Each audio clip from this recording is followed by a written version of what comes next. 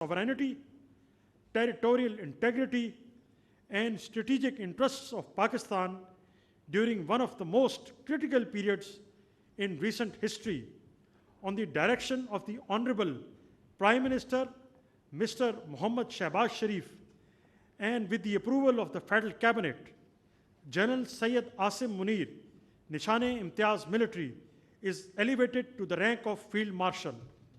I now request the President of the Islamic Republic of Pakistan and the Prime Minister to kindly proceed with the investiture and confer the baton of Field Marshal upon Field Marshal Syed Asim Munir, Nishane-Imtiaz Military Chief of the Army Staff.